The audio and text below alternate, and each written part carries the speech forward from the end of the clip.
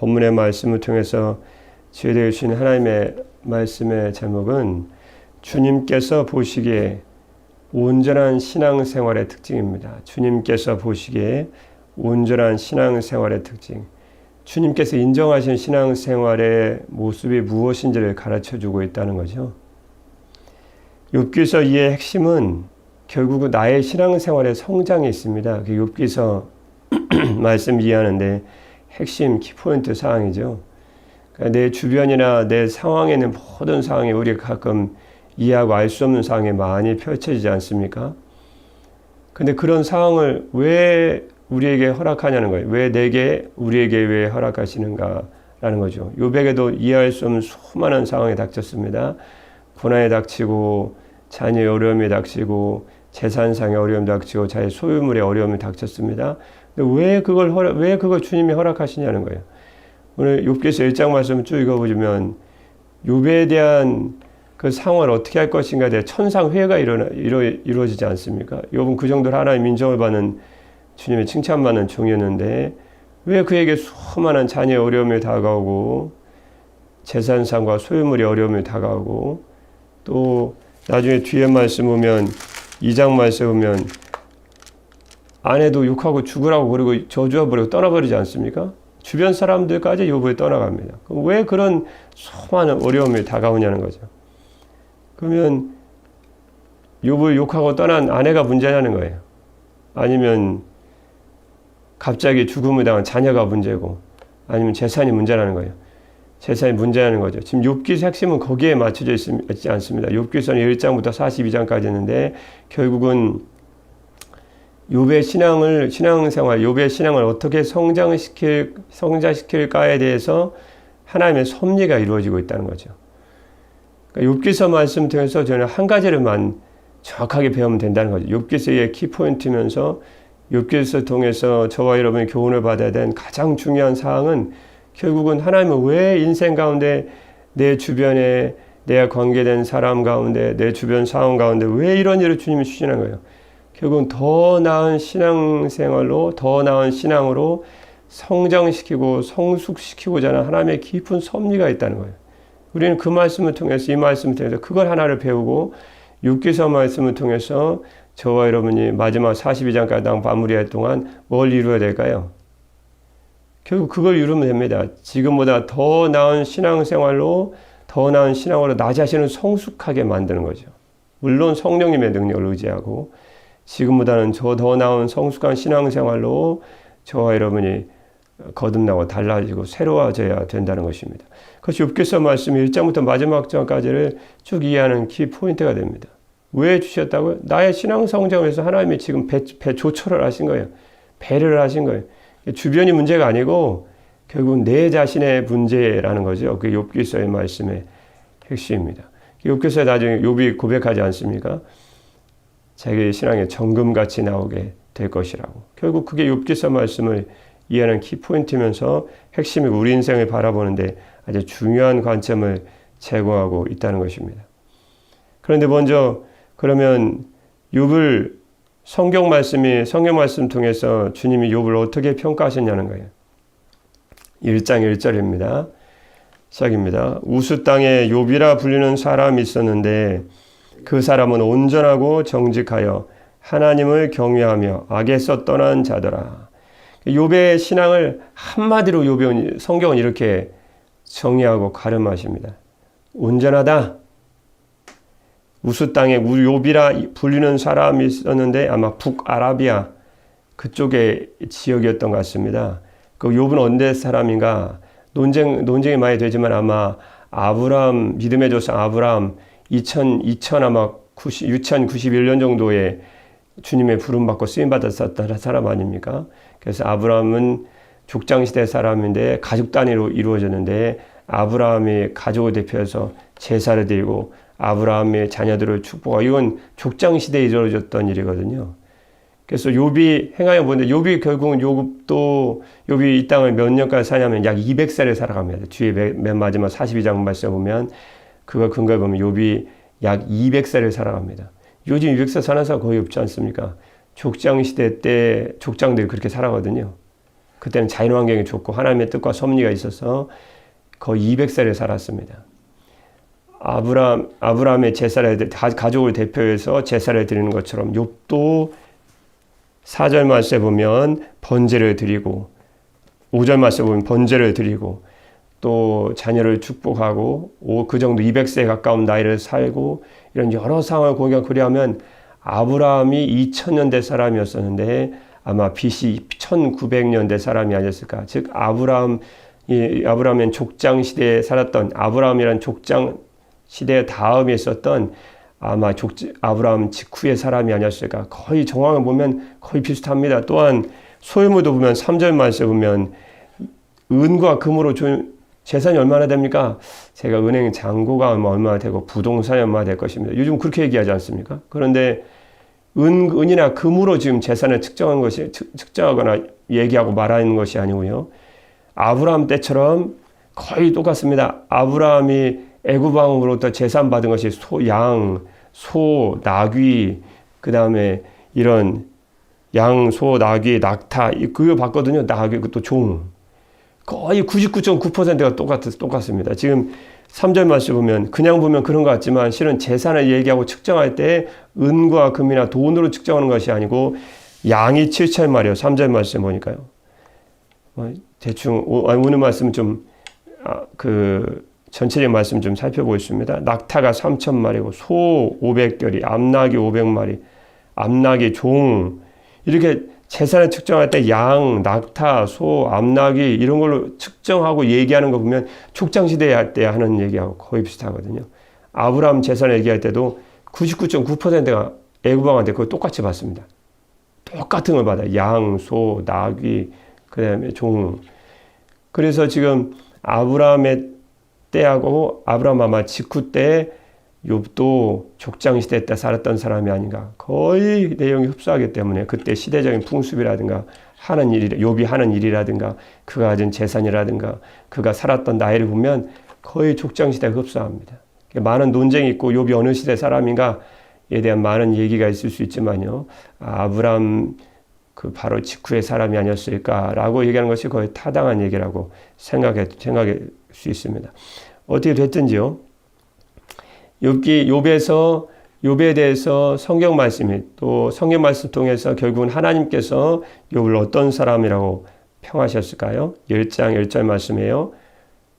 우스 땅에 욥이라 불리는 사람이 있었는데 그 사람은 어떤 사람이에요? 온전하고 온전한 사람이라는 거예요. 계속 나옵니다. 욥기 1장 8절 말씀에 보면 여호와께서 사탄에게 이르시되 밑에 말씀이니까 계속 같이 보시면 되겠네요. 내가 내 종 욥을 유의하여 보았느냐. 그와 같이 어떤 사람이요? 온전하고. 또 나오죠. 그 말씀이 거기만 나온 게 아닙니다. 계속 욥에 대한 평가에 계속 따라다닙니다. 욥기서 2장 3절 말씀 옆에 말씀이니까 잠깐 넘겨보시겠습니까? 여호와께서 사탄에게 이르시되 내가 내 종 욥을 주의하여 보았느냐. 그와 같이 어떻게 해요? 온전하고. 계속 나오죠.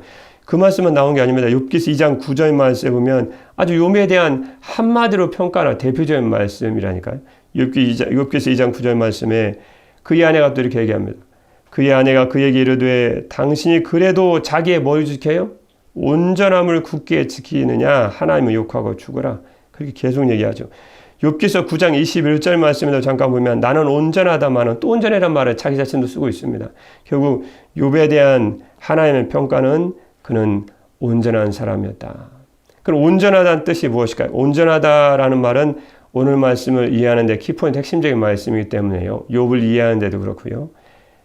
히브리어 탐이라는 완전하다라는 말에서 나온 형용사입니다. 쉽게 말씀드리면 도덕적 온전하고라는 말씀은 도덕적으로 흠이 없거나 완전한 그런 뜻입니다. 그런데 솔직히 나중에 욥에 대한 말씀 보면 욥도 원망도 하고 그러지 않습니까? 그래서 그가 흠이 없다, 완전하다는 뜻은 흠이 없고 완전하고 온전하기 위해서 애를 쓰는 사람이었다라고 평가하면 아주 정확할 것 같습니다. 그래서 욥은 하나님 앞에서 항상 로마서 3장 19절 말씀처럼 의인은 없나니 하나도 없다고 주님 앞에 완전한 의인과 완전한 흠이 없는 사람은 세상에 욥을 포함해서 아무도 없습니다. 그런 도리어 반면에 욥은 그냥 욥은 도덕적으로 흠이 없거나 주님 앞에 완전한 신앙인의 모습을 살아가려고 애를 쓰는 거죠. 그 모습이 주님 보시기에는 온전하다라고 주님이 평가하신 것입니다. 그럼 오늘 말씀을 통해서 결국 주님께서 보시기에 그의 온전한 신앙생활의 모습이 도대체 어떠했기에 주님께서 욥을 그렇게 평가하셨냐는 거죠. 우리의 관점은 지금 거기에 맞춰져 있어야 되거든요. 주님께서 보시기에 주님께서 인정하시는 온전한 신앙생활의 첫 번째 특징이 뭐냐는 거예요. 무엇을 보고 주님은 그를 온전하다고 평가하고 성경 말씀은 그를 온전하다고 말씀하셨냐는 거죠. 우리가 배워야 될 것이 결국 저와 여러분이 욥기서 말씀 이해하는 핵심 포인트고 욥기서 1장부터 42장까지 마무리할 때 꼭 잠언서 말씀에도 목표지점을 성경 말씀을 통해서 정해드리지 않으셨습니까? 주님을 경외하는 지혜를 얻는 신앙생활이 되어야 된다고요. 욥기서 말씀은 우리 신앙의 성장에 맞춰져 있습니다. 그걸 하나도 이루지 못하고 욥기서를 마치면 아무 의미가 없는 거예요. 그냥 말씀 보고 끝나고 그냥 끝난 거예요. 그래서 주님께서 보시기에 온전한 신앙생활, 우리가 닮아갈, 우리가 같이 동시에 성장해야 될 신앙생활이 뭐냐는 거예요. 첫 번째는 변함이 없는 신앙생활이다. 변함이 없는 신앙이 주님 부에서 온전하고 개혁한 것 전에 성경 말씀 번역처럼요. 순전한 신앙생활이라는 거죠. 5절 말씀입니다. 5절. 같이 읽겠습니다. 그들이 차례대로 잔치를 끝내면 욥이 그들을 불러다가 성결하게 하되 아침에 일어나서 그들의 명수대로 번제를 드렸으니 이런 욥이 말하기를 혹시 내 아들들이 죄를 범하여 마음으로 하나님을 욕되게 했을까 함이라. 욥의 행위가 항상 이러하였더라. 왜 제사를 갑자기 번제를 드렸을까요? 그것은 4절 말씀 위에 말씀 보면 아들이 7명인데 또 딸이 셋이네요. 10명이에요. 완전 수고 신성한 수를 의미하거든요. 3, 7, 10. 계시록 말씀은 이 상징적 숫자들인데 성경 말씀에 3, 7, 10은 신성한 수를 의미합니다. 또 완전 수죠. 10은요. 그래서 지금 주님의 축복을 온전히 받았다. 그때 당시엔 자녀가 하나님의 축복을 상징하는 거거든요. 그래서 더군다나 아들이 7이고 딸이 3입니다. 신성한 수거든요. 10은 또 완전 수고요. 그러니까 완전한 하나님의 축복과 복을 받았다. 그런 걸 의미하는데 4절 말씀 보면 아들들이 자기 생애를 당했을 때 돌아가면서 원어의 말씀에 근거해 보면 돌아가면서 자기 집 7명이 돌아가면서 자기 생활에 축하한 거예요. 그 동방의 대표적인 풍습이었거든요. 그때 자기 딸 3명을 가지고 있는 3명의 딸을 욥의 딸 3명 같이 여자 형제를 초청해서 같이 잔치를 벌였던 거죠. 근데 5절 말씀처럼요. 차례대로 가지고 돌아가면서 생애잔치에 딸도 초청하면서 여자 형제도 초청하면서 잔치를 하면 혹시 마음에 죄 지었을까 봐. 그럴 수 있지 않습니까? 그래서 욥이 그들을 불러다가 성결하게 하되 아침에 일어나서 그들의 명수대로 그들의 죄사함을 위해서 번제를 드렸다는 거죠. 참 열심히 했던 가정이었던 것 같습니다. 자녀가 죄 지을까 봐 하나님께 번제라는 제사 예배를 드리는 사람이었다는 거죠. 그러면서 5절 말씀 중간에 말씀 보면 왜 이렇게 했는지를 욥이 직접 말하죠. 욥이 말하기를 혹시 내 아들이 죄를 범하여 마음으로 하나님을 욕되게 했을까 함이라. 욥의 행위가 항상 이러하였더라. 여러분 주님께서 인정하시는 온전한 신앙생활 첫 번째 특징이 무엇일까요? 그것은 변함이 없는 신앙생활입니다. 5절 말씀 끝의 말씀처럼요. 욥의 행위가 항상 이러하였더라. 무슨 말씀일까요? 욥은 모든 일에 늘 이렇게 신중하였다. 욥이 하는 일은 언제나 이러하였다. 욥이 하는 일은 언제나 항상 이러했다는 거죠. 그래서 이 항상이란 말씀이 그의 모든 날 동안이라는 뜻이거든요. 그의 모든 날 동안 곧 그의 일생에 항상 변함없이 처음과 끝이 똑같이 항상 변함이 없었다는 것입니다. 히브리서 3장 14절 말씀에 보면 주님이 이렇게 말씀해 주신 히브리서 3장 14절 말씀에 무엇이 복이 있는 신앙생활, 무엇이 주님께서 인정하시는 신앙생활일까요? 우리가 시작할 때 확신한 것을 끝까지 견고히 잡고 있으면 그리스도와 함께 참여한 자가 되리라. 우리가 처음에 가졌던 확신하는 믿음을 끝까지 지키는 것, 그게 중요하다는 거죠. 그런 사람은 어떻게 될까요? 그리스도께서 주시는 구원을 함께 누리는 사람이 될 것입니다. 또는 그리스도와 함께 상속자가 될 수 있습니다. 또는 그리스도와 함께 누리게 될 것입니다.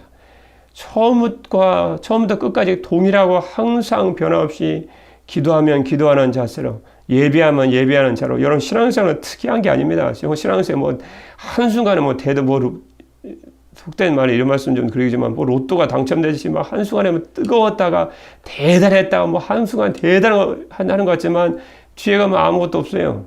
다 변질되고 변화되고 없어요. 그런 생활을 주님 인정하시는 생활이 아니라는 거죠. 작은 것이라 할지라도 다른 사람 대단하게 안 보여도 주님만을 바라고 항상 변함없이 처음에 확신한 신앙생활을 끝까지 견지하고 나가는 것이 중요하다는 것입니다.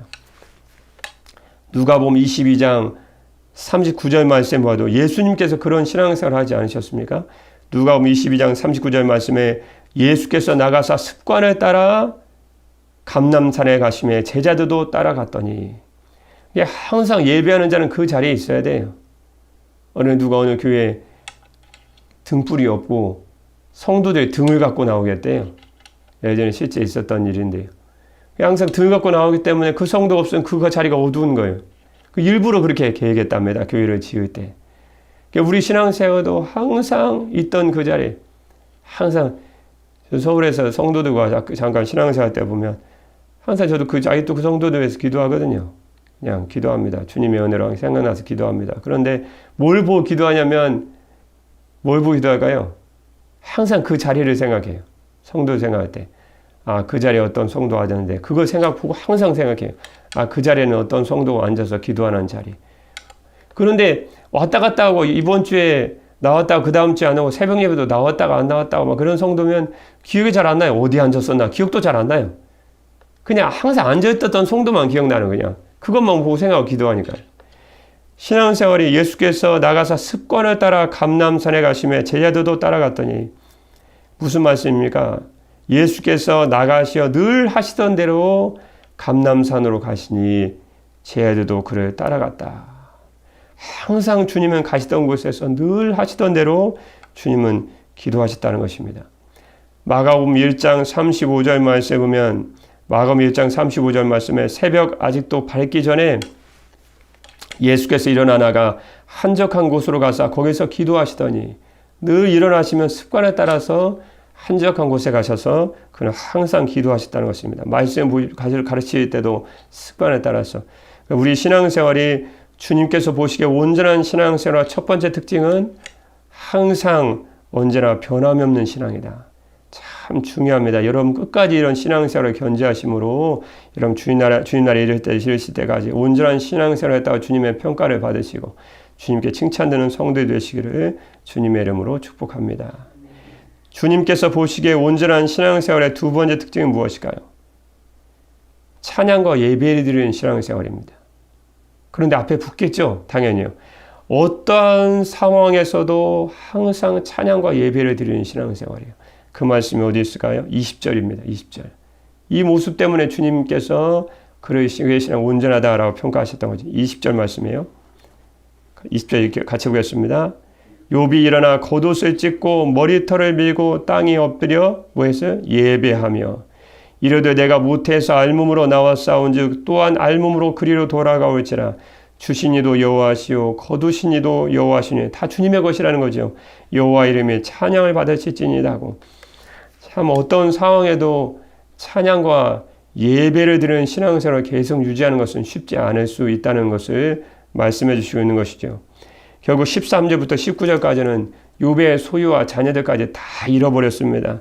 14절 말씀에 보면 결국 15절 말씀에 스밧 사람이 소와 나귀를 다 뺏어갔습니다. 16절 말씀에 하나님의 불이 원래 아닌데요. 사탄마귀가 지금 장난친 건데 하늘에서 불이 내려와서 양이 얼마나 털이 복슬복슬 많습니까? 양과 종들을 다 살았습니다. 17절 말씀에는 낙타를 갈대아 사람들이 다 빼앗았습니다. 갈대아 사람은 호전적이고 아주 잔인하고 호전적인 사람인데 이런 사람들이 다 빼앗아 갔습니다. 18절, 19절 말씀 보면 자녀들까지 다 죽었습니다. 이런 상황 가운데 욥이 어떻게 됐을까요? 예배의 자리를 떠나지 않았습니다. 참 그게 중요한 거예요. 우리가 신앙생활할 때 무엇을 주님이 온전하게 여기시는지를 오늘 본 말씀 통해서 잘 알 수 있다는 거죠. 욥이 일어나 겉옷을 찢고 슬픔이죠. 머리털을 빌리고 겸손이죠. 땅에 엎드려 뭐 했어요? 예배 자세죠. 엎드려 예배하며. 21절 말씀 끝에 말씀에 여호와 이름의 찬송을 받으실지니다 하고, 여러분 삶에 어려움을 당하고 고난을 겪었을 때 여러분 자신의 모습을 잘 돌아오며 생각해 보시고 계신지요? 그런 상황 가운데 예배하는 게 참 중요합니다. 예배 자리를 떠나지 않는 거예요. 그런 모든 상황 가운데 주님을 찬양하고 예배하는 것을 떠나지 않는 것입니다. 저도 그때 생각하면서 그때 생각나더라. 우리가 어려울 때 예배하는 것이 참 중요하구나. 여러분 민수기서 말씀 보면 이 땅에서 가장 온유한 사람이 일컫는 사람이 모세였는데, 모세는 어떤 사람일까요? 민수기서 14장 5절 말씀에 보면 회중의 사람들이 가나안 땅에 안 들어간다고, 약속의 땅 안 들어간다고 다 밤새도 울고 속된 말로 난리가 났습니다. 그때 모세를 죽이려고 하고 한 장관을 세우고 나온 애굽 땅으로 돌아가자고 회중들이 정말 신앙의 엉망이었을 때 어떻게 했을까? 모세는 온 땅의 사람들 중에 가장 온유한 모세는 민수기서 14장 5절 말씀에 보면 모세와 아론이 이스라엘 자손의 온 회중 앞에서 어떻게 했을까요? 엎드린지라. 주님께 예배했습니다. 주님께 경배했어요. 주님께 찬양을 드리는 삶을 유지했습니다. 민수기서 16장 4절 말씀에 보면 고라 자손을 비롯한 사람들이 수백 명이 달려들어와서 모세를 대적합니다. 너만 지도자냐는 거예요. 우리도 좀 지도자 좀 해보자는 거예요. 너만 하나님과 말씀하고 대화하고 주님 음성 듣냐는 거예요. 우리도 듣는다는 거예요. 교만하게 한이 없죠. 우린 그런 모습을 살면 안 되는데, 그렇게 수백 명의 사람이 모세에게 달려들어서 지도자의 자리에서 모세를 끌어내려고 했을 때 모세가 어떻게 했을까요?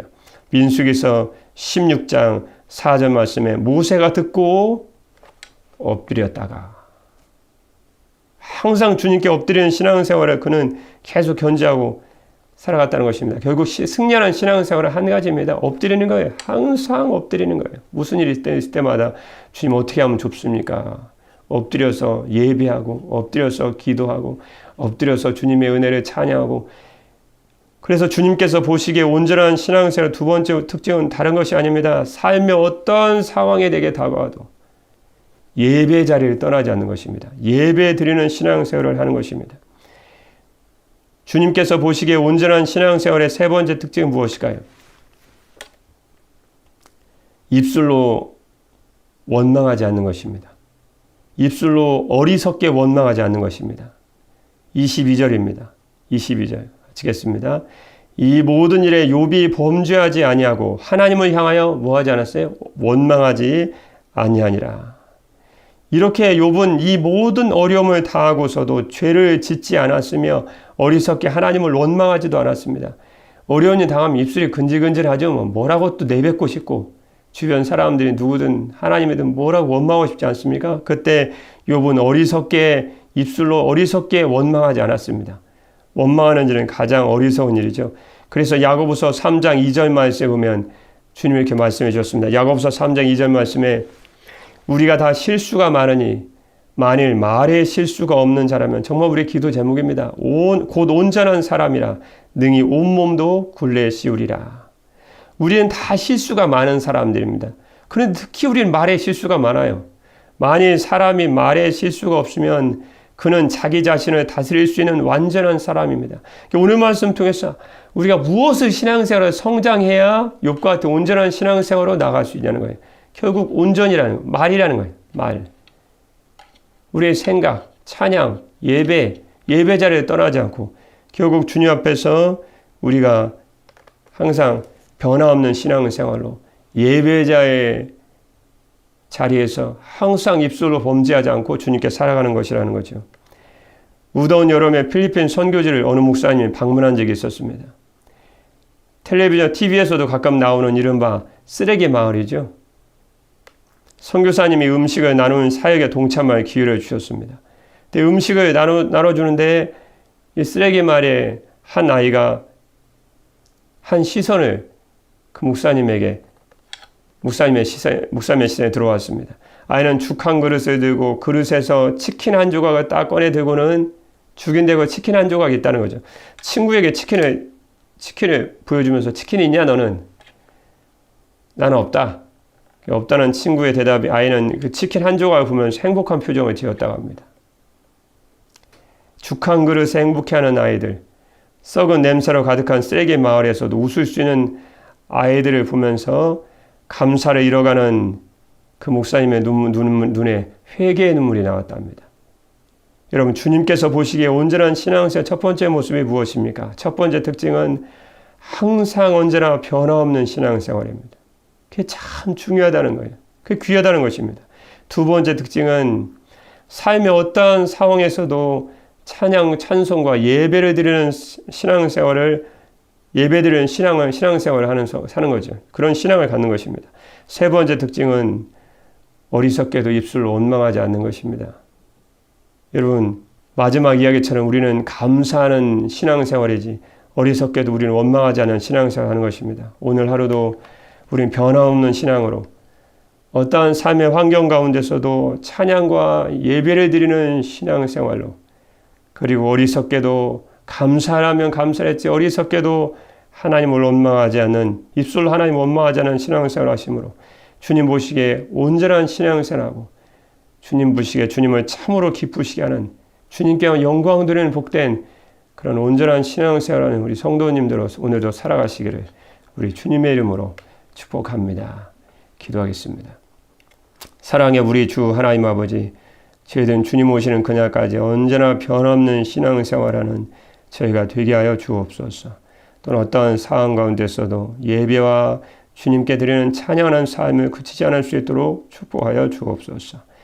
또한 저희들의 신앙생활 가운데 어리석게도 입술로 하나님을 원망하는 어리석은 자로 살지 않기를 간절히 소망하며 기도합니다. 우리 입술에는 찬양과 감사와 예배가 있게 도와주시고 주님께만 영광을 드리는 변함없는 신앙생활을 하고 살아가므로 주님 오시는 그날까지 온전한 신앙생활하고 죄를 부르신 주님만을 참으로 기쁘시게 하는 제가 될 수 있도록 축복하여 주옵소서. 욥의 신앙을 돌봐주시고 약한 죄될 신앙과 삶까지 삶에도 늘 함께해 주시는 우리 좋으신 주 예수 그리스도의 이름으로 기도드립니다. 아멘.